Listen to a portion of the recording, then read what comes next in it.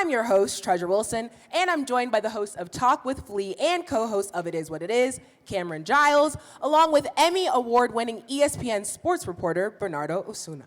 It's good, man. Well, by yourself. Good to see you. Pleasure to see you. You already. Treasure. Hey, we are just hours away from the Super Bowl of boxing, Cinco de Mayo weekend, a PBC pay-per-view on Prime Video with the return of the Mexican monster, David Benavidez. Benavidez moves up to challenge unified cruiserweight world champion Gilberto Zurdo Ramirez. And it takes place at the T-Mobile Arena, and tickets are available on AXS.com.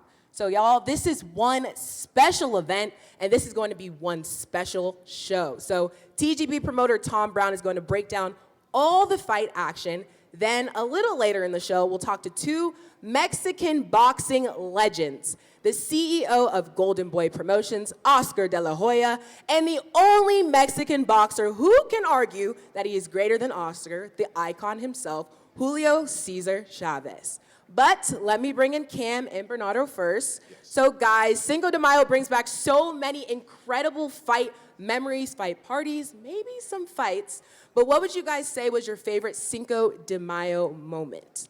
For me, it's Floyd against Oscar. You know, there's a lot of talk leading up to that fight. Oscar was on top of the game. Floyd was coming up.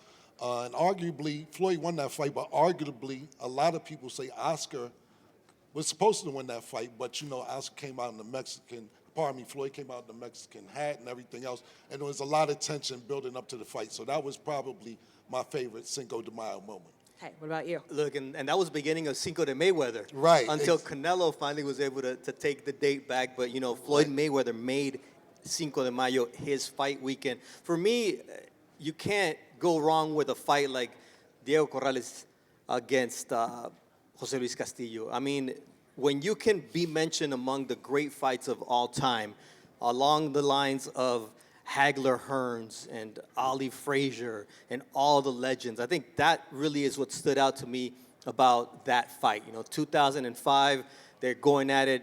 Jose Luis Castillo, who gave Floyd one of his toughest fights, you know, was in control until the 10th round, drops Chico Corrales, he spits out the mouthpiece, drops him again, and just has, you know, with Joe Goosen, who's going to be on the call with us on Saturday night, he has a wherewithal to spit out the mouthpiece again. It cost him a point.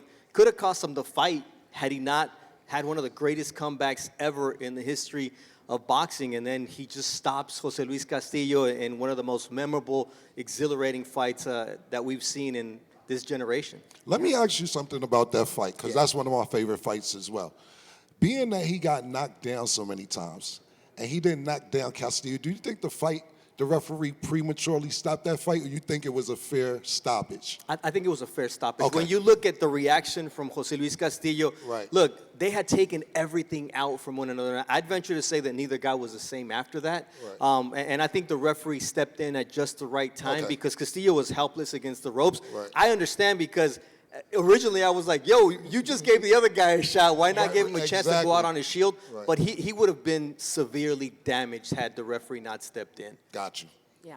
So with it being Cinco de Mayo weekend, we already know, even just aside from the fight itself, the stakes are so high, right? So do you guys think Benavidez and Zurdo have what it takes to carry that torch and headline this weekend?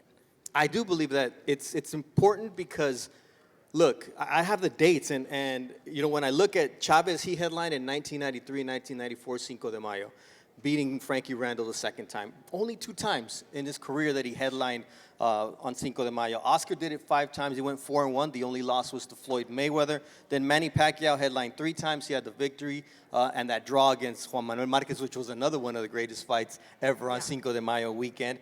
And then Floyd headlined 6 times. And now Canelo's headlined 9 times on Cinco de Mayo. So he really has made this fight date his until he says he's not fighting. And he says he's not fighting this time around due to health reasons. Guess what? That's when the opportunities come up. You've got a pound-for-pound fighter, top 5, and David Benavidez, who's really been climbing the ranks and fighting the best out there, daring to be great, moving up 25 pounds at cruiserweight. This is an opportunity for the world to finally see. If Canelo doesn't want to give him the opportunity, guess what? I'm going to make my own opportunity. And if he wins, he makes history. But it's not going to be easy, Cam. No, I'm piggybacking exactly off what you said. chasing Canelo.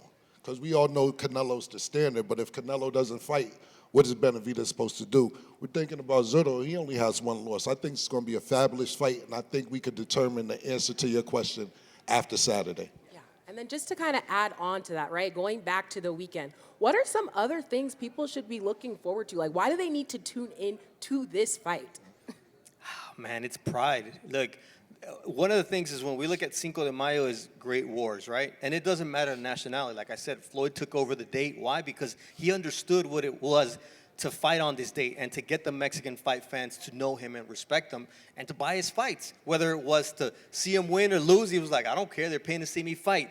And he made it his business to fight on Cinco de Mayo. And I think when you look at the future of boxing and where it's going, we need that next star to take over. Canelo's at the twilight of his career. And when you look at this fight, look, Zurdo is no easy task. He's a natural cruiserweight now. He hasn't gotten knockouts at this weight class, but that should make David Benavidez think there's something about 200 pounds that's different. Because Zurdo was knocking out 68 fighters at 68 easily. At 75, he had a lot of good fights. The only one to outbox him was Dimitri Bivol. Did the same thing to Canelo Alvarez. Has done it to better be it. One of the best fighters, pound for pound, in the world. So when you look at what's at stake, for Zurdo, he could get into the top 10 pound for pound rankings with the victory himself. Yeah, and it's pride. You know, of course we're here for the fight, but it isn't just in Vegas. Right. It's across the country, period. Everybody stops what they're doing on Cinco de Mayo, and this is going to be the main event of that day. Yeah, definitely must-see TV. So the Cinco de Mayo tradition continues Saturday night with Benavidez versus Zurdo. We'll save our predictions for the end of the show, but we're going to pause right here, and we'll be right back with Mr. Tom Brown. David Benavidez with the body punches, the uppercuts, combinations. 1, 2, 3, 4 punches from David Benavidez. Right hand on the inside for Benavidez. Who's holding and hitting. The referee's fine with it, apparently. Oh, yeah. One hand straight. You punch with that one hand.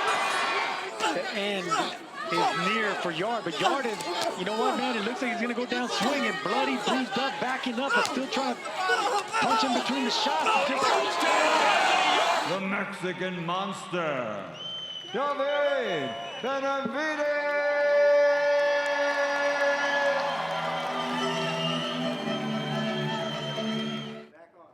Our first guest is the president of TGP Promotions, Tom Brown. Tom, welcome back to the show. How are you doing? Thank you very much. Great to have you. Okay, so what do you enjoy most about Cinco de Mayo weekend in boxing? Well, it's funny, you know, you guys were talking about that Chico Corrales fight, and you know, it meant so much to us because, like you said, my brother-in-law was his trainer. You know, it's one of those fights that we remember exactly where you were at the moment, you know, and our whole family was watching it, and it was just kind of a proud moment for Joe. You know, so that's one of the great ones. Now I'm going to give you one of the horrible ones, okay? Okay. I think Oscar will like this because we talked about it at a press conference for Barrios and Ryan Garcia, but it was 1995 when he knocked out Rafael Orellis in the second round. I was actually working the corner with Joe Orellis, and it was such a massive event. Oscar had been doing just huge numbers on HBO, and it was his first pay-per-view event. I think it was your first, right, Oscar? Yeah, it was his first. And you know, this was before social media and before the internet. And this fight was everywhere. You'd go in the grocery store, all the newspaper stands. It was huge. You know, we sat in the dressing room. Oscar walked, and we got to walk second. And Joe locked the door and locked the commission. We thought we were going to freeze Oscar out there, you know, out at Caesar's Palace. And anyway, it didn't work.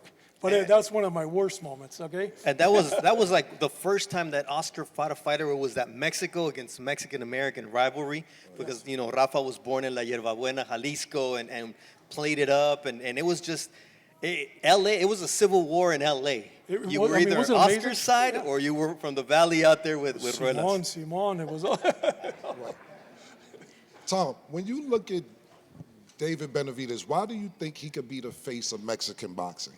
Look, I think he's earned it. First of all, with his work ethic, and you know, I read that story that Lance Pugmire did on Jose Benavidez Sr. and what this kid. Look, coming up in boxing at that young age, it's not like playing Little League baseball and skinning your knee and crying like home to your mom. Right. These guys are in the gym, fighting at that age, and you know, I actually saw it when he was, I don't know, 13, 14, 15, now over at the wild card when he was in the ring with James Toney, you know? So it's a whole different animal.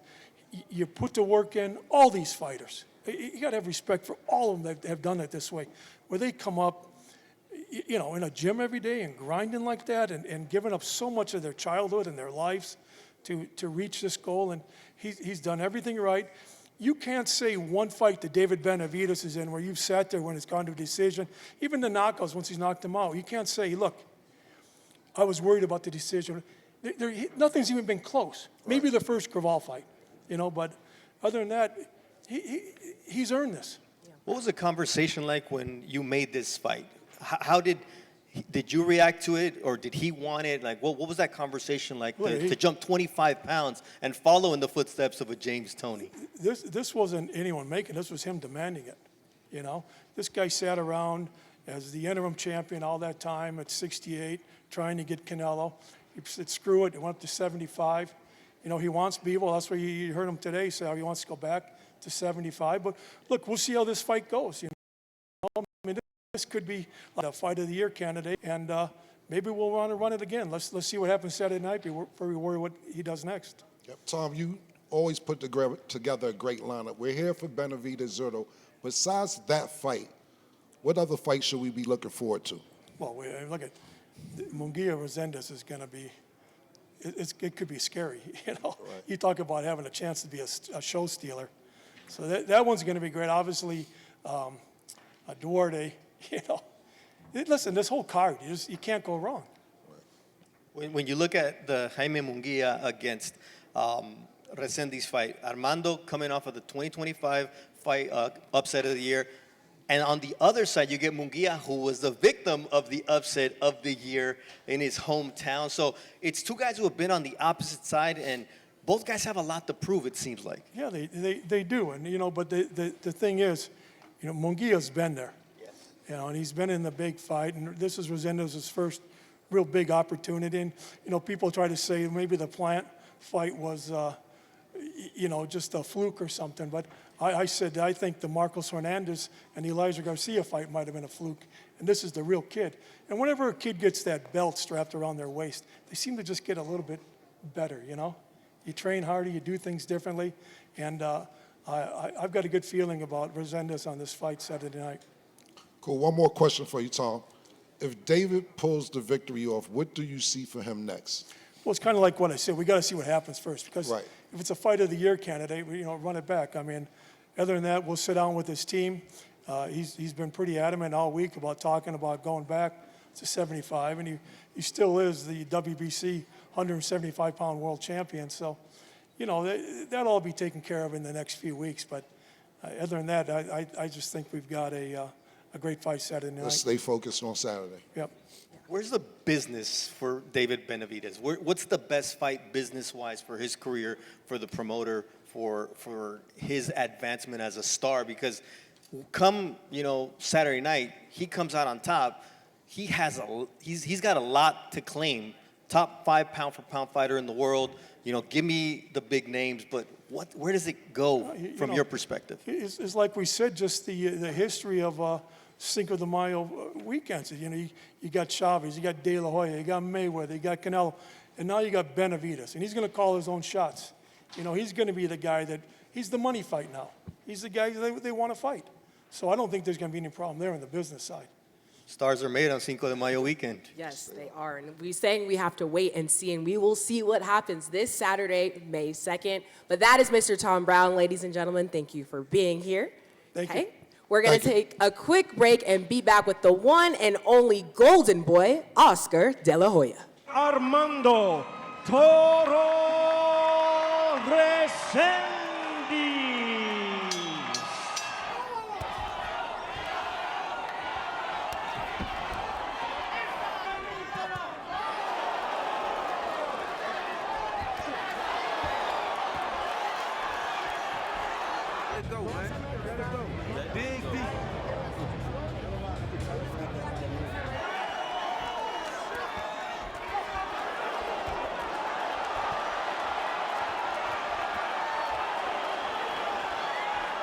But Garcia's a good counterpuncher on the inside, though. We've seen Resendiz sitting down on those power shots. Unorthodox, he lunged at the combination of Resendiz lands another combination. Now Resendiz finding his way. Mayweather to the ropes.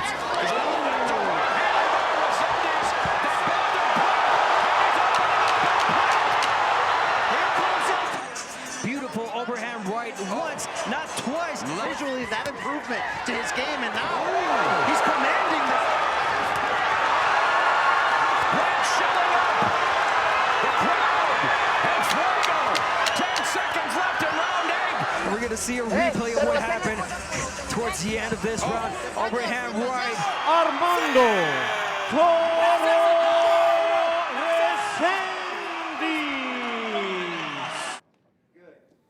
He is the man who made Cinco de Mayo what it is today, a legend in the sport and the CEO of Golden Boy Promotions, Oscar De La Hoya. Oscar, how you feeling? How are you doing today? Good. Thank you. Thank you. Oh, thank you. Thank you Yes, for the... great to have you. The ovation. Thank you. Please sit down. Okay, Oscar, we've got a big pay-per-view on Saturday night. What excites you most about this year's Cinco de Mayo event?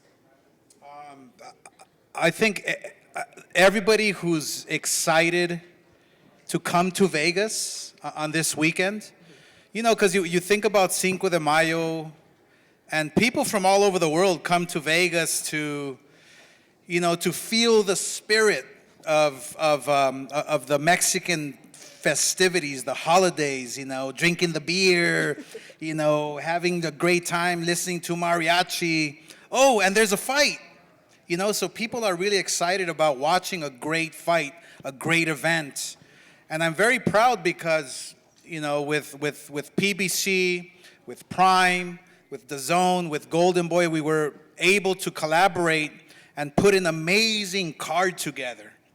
I mean, from top to bottom, it's gonna be fireworks. And look, we say this all the time. Oh, fight of the year and candidates and this and that. No, you take a look at the matchups, they are fire matchups. They are going to be wars, every single one. So even my lady Holly, she's like, are these fights gonna be boring, or am I gonna have to stay there for 3 hours? No, you're gonna watch every single fight because you are going to be excited to watch all these fighters. So I'm excited.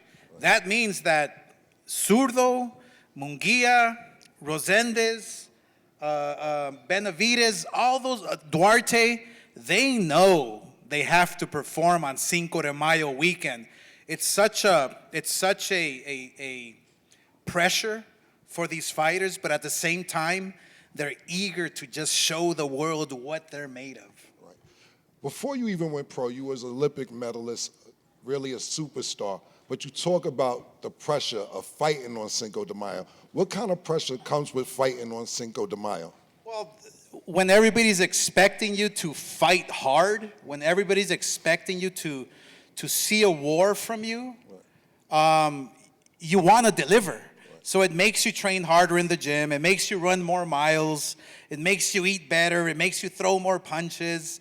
So you guarantee to yourself that when you step inside that ring on Saturday night, you're not only fighting for your country, for yourself, you're fighting for all those people who spent their hard-earned money watching it on pay-per-view or watching it live, watching it on closed circuit, whatever it might be. You're thinking about those fans. So that's where the pressure comes in. Like, you want to perform, you want to just give it your all for them. Describe what it means to be a Mexican-American fighter fighting a fighter born in Mexico. You did it on Cinco de Mayo against Rafael Ruelas, against Yori Boy Campas. You also fought Julio Cesar Chavez. And look, at that point, some people hated you for it. Some people loved you for it. What is it about that Mexico versus Mexican-American rivalry? Well, let's be real that everybody hated me. I mean, let's be real, obviously. But it's funny because when you're fighting on a date like Cinco de Mayo, right? And keep in mind that in Mexico, it's not a big holiday. In Mexico, it's like just another day, except for this little town in Puebla, you know, where the Mexicans beat the French, and it became this big old deal, right? But here in the U.S., I'm a gringo. I'm a pocho. That's what we call ourselves. I'm not from here. I'm not from there. I'm like right split in the middle. I'm not accepted in Mexico. I'm not accepted in the U.S. But I'm accepted in my little world. So, and that's the pocho. It's a gringo. So obviously, if you fight a Mexican fighter, a legend. I mean, especially if you're fighting Chavez. I mean, geez, I had to roll with like 10 bodyguards. Right. It was that crazy. But it was fun because it gave you the opportunity to perform. It gave you the opportunity to show who you really are. So imagine the pressure of feeling, of having to face Chavez, who is like, I can't even describe who he is out there. He's everything. Yeah. And rightfully so, because he earned it, right? But imagine facing him and facing a whole country. Even your family was like, oh, my family, yeah, all my uncles, and hey, why'd you beat him, and this and that. It's like, hey, come on, I'm your nephew, dude, relax. But it wasn't pressure for me. It was the pressure of performing at my very best, right, which made me the very best. Right, and I was going to piggyback off where he said, how deep down inside, when you're saying you're Fernando Vargas or you're getting booed, and you're saying, look, you're not a real Mexican. How does that make you prepare for a fight like that? And then how does it make you feel being a Mexican? American Mexican. Yeah, it actually, they're just throwing fuel in the flame. That's all they're doing. If you know how to control that anger, that energy, you become a dangerous man inside the ring. It's like, for instance, if Fernando Vargas or, Julio Cesar Chavez, if we didn't have that little rivalry, that little extra energy to take me over the top and train harder, then I probably would have gotten beat because I wasn't motivated. But the fact that they are Mexican, the fact that they are like putting me down, saying I'm the pocho and the gringo, it just gives you fuel and flame, and just you want to go out there and knock somebody's head off, So that actually helped me in my career because I did face a lot of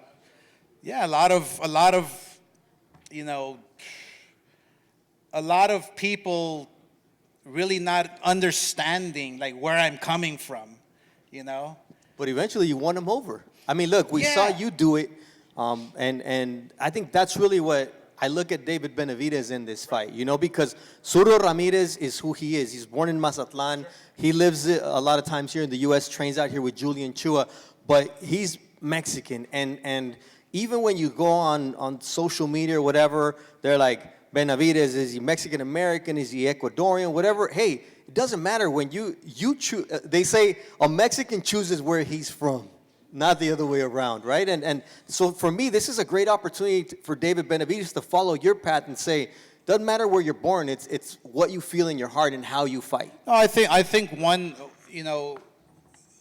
what worked for me was that I stuck to my guns on what I believed in.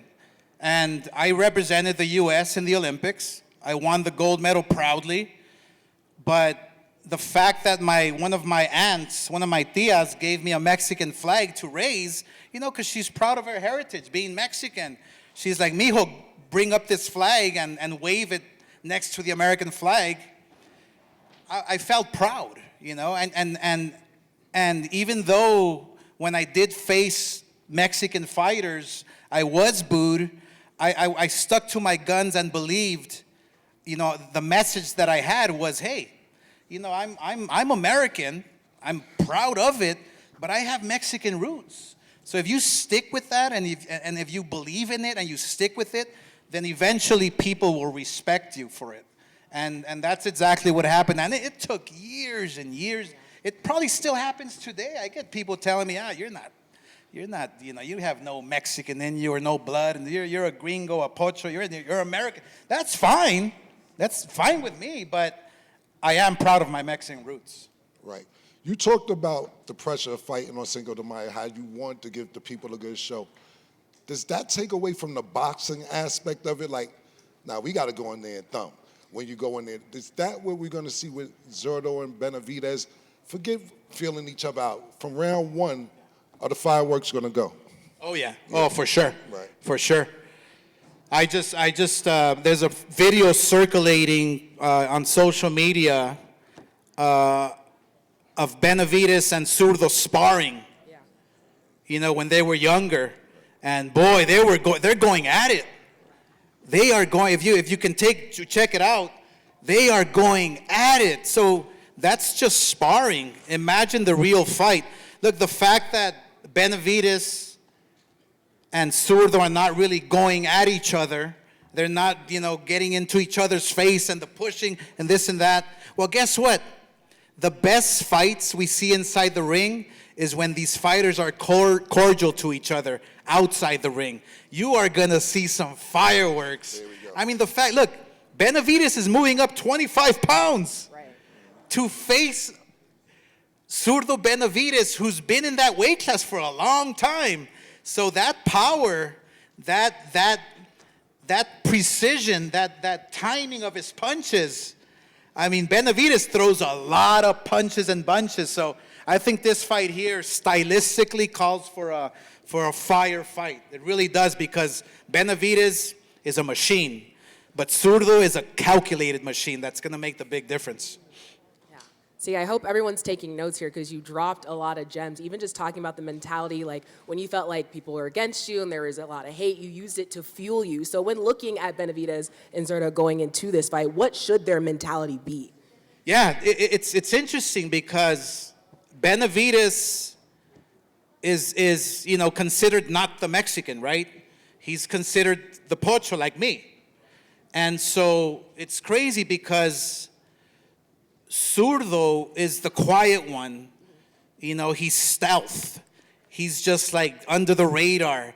And he feels a little disrespected. So then the fuel with him is like at the all-time high. So Benavidez as well is, like, hey, I got to prove myself here in Cinco de Mayo and steal the date away from Canelo and this and that. So both fighters are motivated. Both fighters are, they've had the fuel, on them for a while. And so in the gym, I can tell you for 100%, they are ready, they are prepared, they're elevated, and they're going to show it on Saturday night. All right, so you mentioned Canelo. You promoted a lot of his early career, taking him to the top, taking him to world championships. And both of these guys have been chasing Canelo forever. Zurdo, when he was still at 168, wanted Canelo to move up. But Zurdo really moved up fast because he's a big guy. Sure. Benavidez, he was the mandatory, was champion. Why did those fights never happen, Oscar? Take us into the negotiation room of why those fights didn't happen. I strongly believe that, and I think that's what's wrong with boxing today. I went up to the Senate a week ago, I believe it was, to defend the Muhammad Ali Act.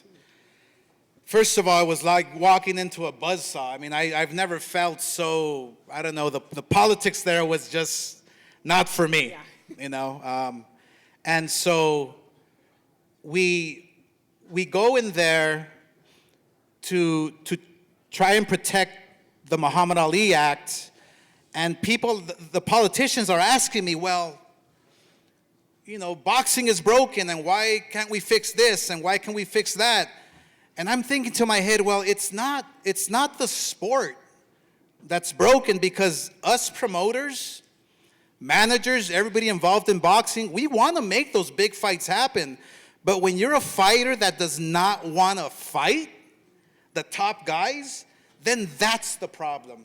The fighters not having literally the balls to go up there and fight the toughest challenges. Because maybe you might be protecting your O, maybe you're never scared, but you just don't want to face certain fighters. And I believe, and we've heard it over and over and over again, Benavidez calling out Canelo. Why didn't Canelo want to fight Benavidez? You have to ask that to Canelo. I have my answer. Well, what is it? You were trying to negotiate. You were trying to make that fight, right? We couldn't get him to the table at all. Excuse after excuse. I mean, come on. Benavidez was chasing you for so long. Zurdo was chasing you for so long. But at the same time, Benavidez and Zurdo were the top guys for Canelo to fight. He didn't want to. That's the bottom line. There's nothing else I can say about it. Gotcha. Let me get you one more question. We know you promote Zurdo. Why do you think he could be the face of the Mexican boxing society right now? I think it all depends on his performance. You know, people want to see excitement. People want to see a fight. You know, they don't want to see 5 punches thrown in the round. They don't want to see it's beautiful to watch. Don't get me wrong. Now that I'm older, now that I'm seeing the game from the outside, like I respect Mayweather dearly because of what he did and what he accomplished. It's a different style. But people today, the kids today who are watching, the audience is totally different. They want to see action.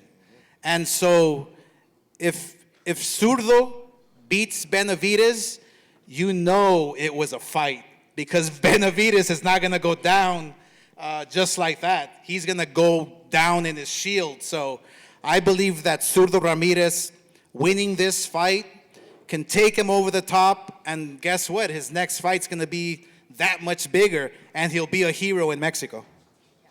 So when you say kind of viewing it from the outside, I want to go back more into kind of your thought process when you watch these things and kind of really passing down the torch. Is this more so bittersweet, or it's just exciting because you know what the weekend entails? Yeah, no, it's exciting. Hands down, it's exciting. Every fight I promote, every fighter I promote, it's just exciting. I love boxing. Yeah. I mean, this boxing gave me everything. Boxing, was my savior. Boxing was my weakness. Boxing was my everything. Boxing, I wish it wasn't around. I mean, boxing's everything to me. It's my life. So when I'm part of a big fight, when I'm part of a big event like this, it's I just can't help to wait for Saturday night, that first bell to ring, and just see some great action. Yeah. See, it's deeper than just the fights, and that's what makes the weekend so exciting. Yeah. So we're going to take a short break here. And the beer is that much colder. See? See, you see where he's at. We already know how it's going to get. So we're going to take a short break here. When we return, Julio Cesar Chavez will join Oscar. We'll be right back.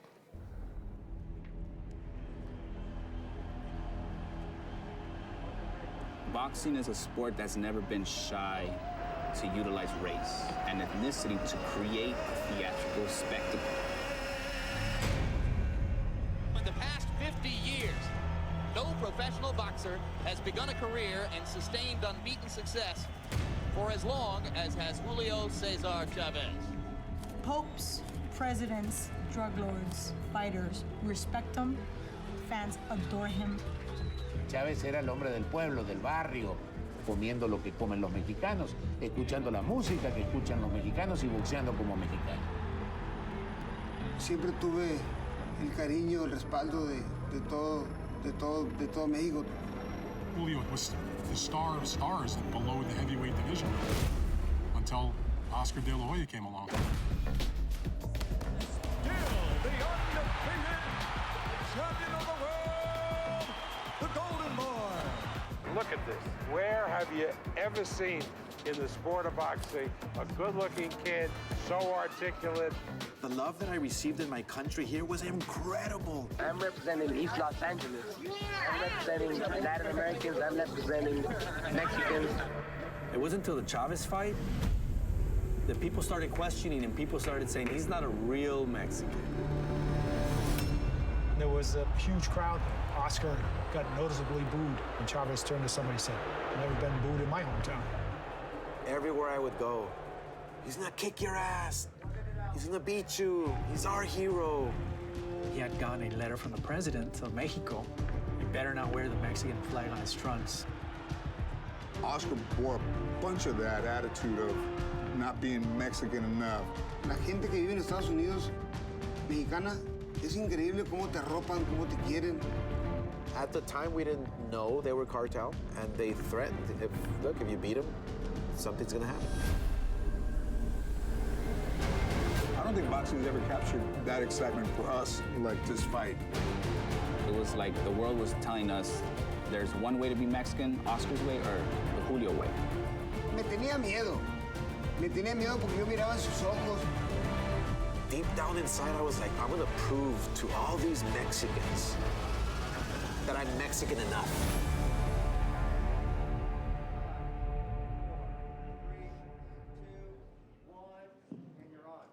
We are joined with Julio Cesar Chavez, and what a lineup we have here. So, Julio, your battles with Oscar were so highly publicized. How long after the second fight did the tension start to fade?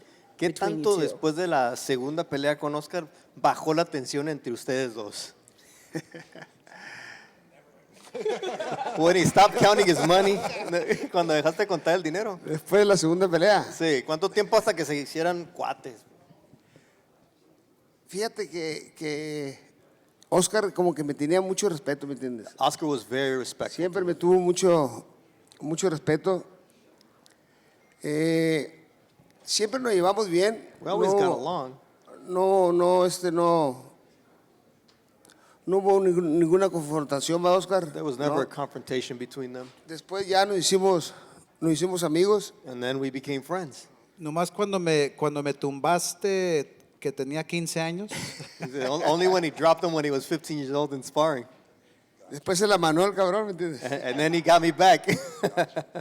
We all know that Oscar is very popular with the ladies. He's the golden boy. Did that make you want to beat him up even more? Sabemos que Oscar era muy popular con las damas, que muy carita, pero eso. Was he a pretty boy? ¿Te dieron más ganas de darle duro? Sí, era padrote, estaba guapo el cabrón. Yeah, he was a good looking guy. Yo no sé qué le pasó ahora, ¿me I don't know entiendes? what the hell happened to him now.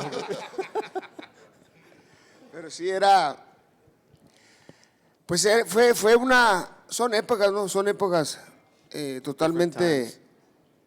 Yo estaba, pues no tan acabado en ese entonces, ¿no? Yo todavía tenía para poderle ganar a Oscar. I thought I could still had enough to beat Oscar. La verdad, bueno, hay que darle el reconocimiento a Oscar, la verdad, él era un peleadorazo, el cabrón, neta, muy joven, pero. I gotta give him credit. You know, even as a young fighter, he was a hell of a fighter.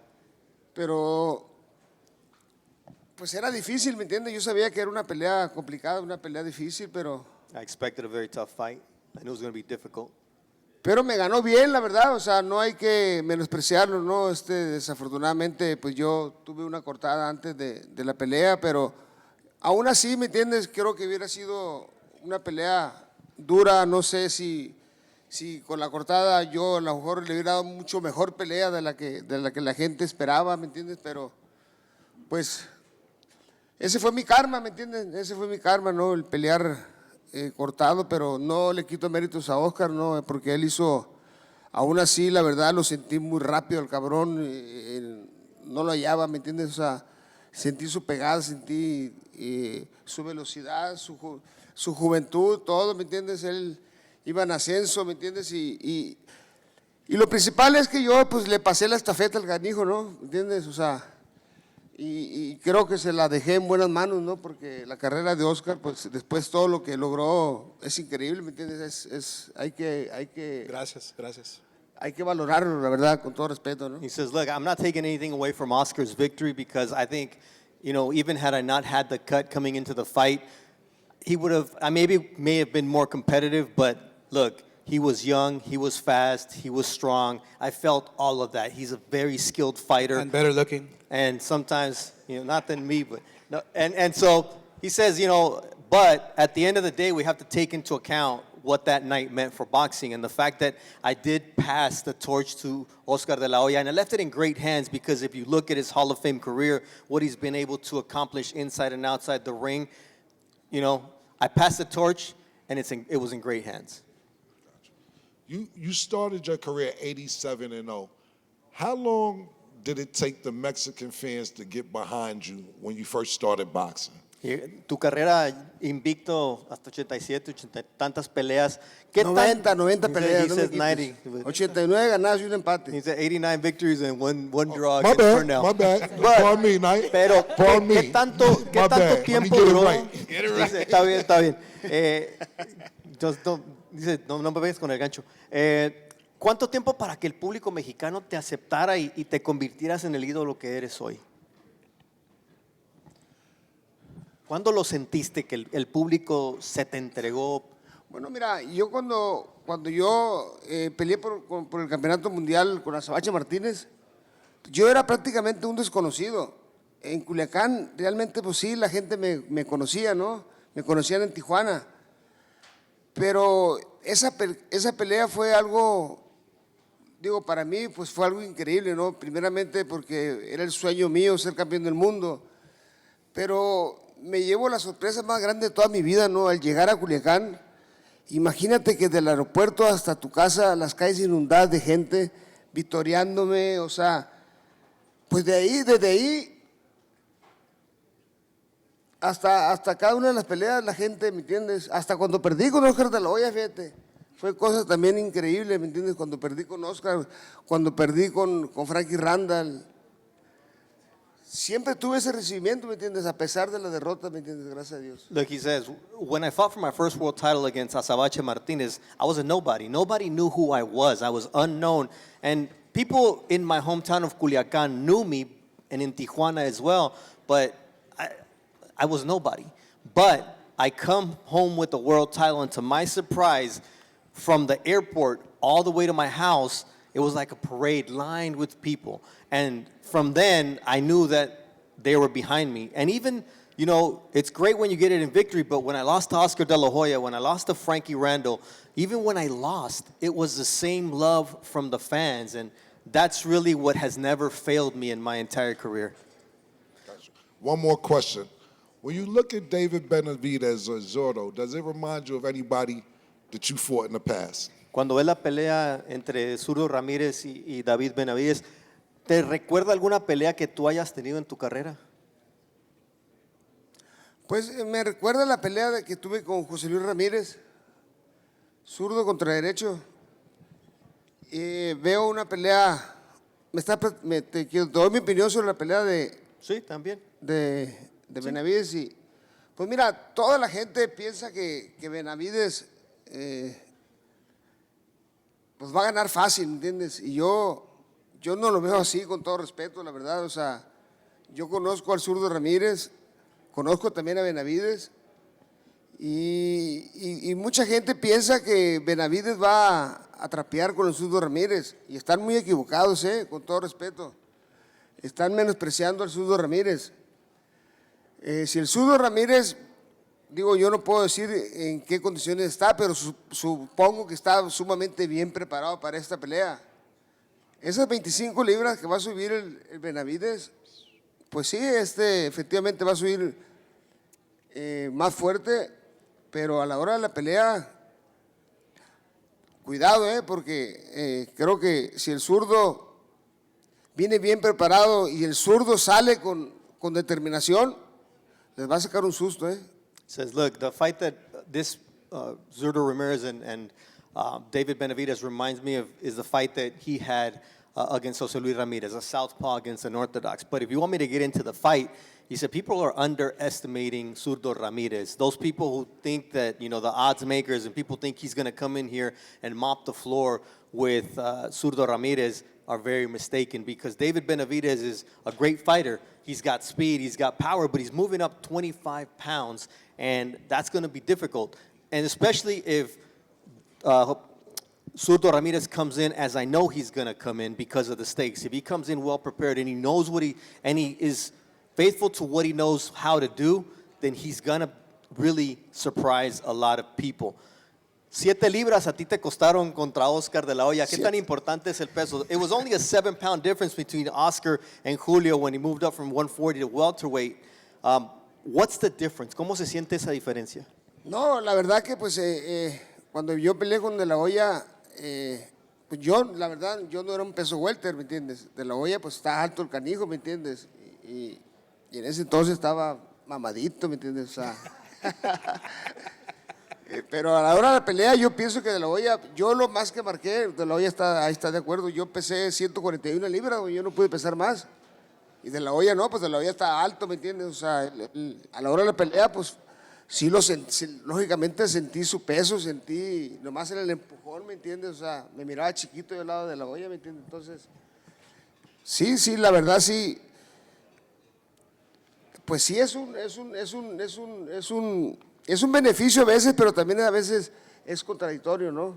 He says, look, when I fought Oscar De La Hoya, it was only a 7-pound difference, but if we're being honest, he was young, he was a natural welterweight, he was taller, and I only weighed 141 pounds. That's the most I ever hit on the scale, and from the first push, I felt the difference in terms of the strength that he has as a natural welterweight, and so that's the biggest difference, you know, the speed, the power, it's all there, but you really feel it on fight night, and that's what Benavidez is going to be up against, you know, a taller, longer fighter. He's like Oscar, was even buff at the time, had a six-pack and everything, so, you know, that's what he expects that may be the surprise for Benavidez and against Zurdo. Okay, so with that, let's get into predictions from both of you. Oscar, we kind of already know who you're picking, but who do you choose for Saturday? Who do you think wins? Well, look, let me break down the fight. Yes. I think Benavidez, and the odds might change after this. Benavidez throws a lot of punches and bunches, right? He's very active, and he doesn't throw a lot of power behind those punches, maybe 1 or 2 punches, but he'll throw 10, 15 punches with no power, right? All speed. Now, Zurdo, he has tons of power with a good chin. If Zurdo times him in between that onslaught of Benavidez, that buzzsaw, if he times him with 1 punch, that's all it takes. If he connects him in the chin, it might be lights out. Because I believe we've seen Benavidez rocked a little bit, you know, by not too hard of a punch. Zurdo hits hard like a mule, so I'm obviously going with my guy, Zurdo, but it's going to be a great fight. I think it's going to be an action-packed fight, and I believe somebody's going to go down. A knockout. I believe a knockout. Okay. I believe a knockout. Either Benavidez overwhelms Zurdo with all those punches and referee stops it, or Zurdo lands that 1 punch, and that's all it takes is 1 punch to knock him out. El pronóstico, Julio, Oscar dice que puede ser una pelea donde Benavidez arrasa con volumen al Zurdo, o puede ser un Zurdo Ramirez que con un solo golpe bien conectado al contragolpe puede acabar con David Benavidez. Para ti, ¿cuál es tu pronóstico, campeón? No, yo siento que va a ser una pelea más dura de lo que Benavidez piensa para él. Creo que va a ser una decisión, pero no sé quién vaya a ganar, la verdad, con todo respeto. Que ganen mejor, ¿no? Porque los dos los conozco, pero sí, voy a apostar y luego les digo con quién. He says, look, I think it's going to be a harder fight than most of you and even David Benavidez expects. You know, it's just one of those fights where it's tough to call. Both of them, I know them very well. And if you really want to know who I think is going to win, I can't tell you right now. And if you want to know who I would bet on, I can't tell you that either yet. So he's kind of hedging his bets right now. Sí, yo siento que si el Zurdo Ramírez o sea, es un poco lento. Si sale un poquito más rápido, más decidido, va a meter en problemas a Benavidez. Like, I truly believe, says the champ, that if Zurdo Ramirez comes out decisively, if he comes out with better hand speed and is just dominant out there, he can really put David Benavidez in trouble. Okay, so we're hearing it's going to be a tough fight, but that makes for a great fight. So you heard it here first from the biggest Mexican boxing legends, but Cam and Bernardo, it's time for you guys' predictions as well. Pressure's on, come on. Right. I can't go with somebody. Until the O goes, I'm going with the undefeated fighter, so I'm picking David Benavidez. For me, I always like to wait until the weigh-in because I like to see how they look once they step down. And it shouldn't be a problem for David Benavidez. He says he's been on weight, but how's he going to look? Yeah, it's 25 pounds. We're not going to ignore it. Yeah, it's a lot. And then for Zurdo, 200 pounds is also like, he has to cut down. So I always like to reserve my observation to see what they look like, what their eyes look like, what their bodies look like on the scale. Look, there's going to be some Pillsbury Doughboy action. They're 200 pounds, but they're not going to look like these guys look now. But at the end of the day, I will see what they look like at the weigh-in, and then I'll make a better informed decision. But I expect a heck of a fight. I mean, look, both guys have so much at stake. It's pound for pound for number 5 right now, David Benavidez. And if Zurdo Ramirez can beat him, how do you keep him off that list? Okay, so Cam and Bernardo, are we seeing a knockout? Because that was the discussion. Is that what we see? The thing about it is we're not going to ignore the 25 pounds. It's hard to, you have problems. Julio just said it, how he felt when he fought Oscar, the natural power at 7 pounds. 27 pounds is hard to try and knock somebody out. I have to agree with Oscar. If it's going to be a knockout, it's going to be on Zurdo's part, not Benavidez. But I think Benavidez will win the fight because he throws a lot of punches and bunches. And look, the reality is Zurdo hasn't been able to knock anybody out as a cruiserweight. Doesn't mean he hasn't looked great as a cruiserweight. It's just the guys are bigger. They take a better punch. They deliver a better punch. And the question here is, how is Benavidez going to deal with the weight? Because, look, you see it sometimes, even in the smaller weight classes, when it's a 4-pound jump from 22 to 26. Guys not only lose power, but they lose their punch resistance. They also lose their speed. Now we're talking about 25. Is he going to be as fast? Is he going to be in the same condition physically? Is he going to be able to pour it on like he always has in his fights? And so there's a lot of question marks that David's going to have to answer, but it doesn't mean he's not prepared. It doesn't mean he's not going to step up and rise to the occasion, because that's the type of fighter he is, and that's what's at stake for him as well. Okay, I've got one more question for all of you. It's Cinco de Mayo weekend. Who has more to prove? A ver, Julio, es el 5 de mayo. ¿Quién tiene más por demostrar? ¿El campeón, que es el zurdo Ramírez, o el otro invicto, también campeón en otra división, que es David Benavidez? No, yo creo en lo particular que Benavidez tiene que, pues es supuestamente el favorito, ¿no? Entonces creo que aquí el de la presión es el Benavidez. Aunque el zurdo sea el campeón, pues tiene un poquito menos, digo, no que tenga un poquito menos prestigio, ¿no? Sino que pues el favorito es Benavidez, ¿no? Entonces yo creo que aquí la presión está para Benavidez. Look, the favorite on paper is David Benavidez, so I believe that the pressure is on Benavidez to come in here and perform. I'm not going to take away anything from the champion, but he's lesser known than David Benavidez, if we're being honest. But at the end of the day, the pressure falls on the man who's trying to make a statement, and that's David Benavidez. Bueno, si quiere hacer la cara del boxeo, ¿no? Digo, if he wants to be the face of boxing, got to prove it in the ring. It. For you, Oscar, who's got more to lose? I think. Look, I think I'm gonna go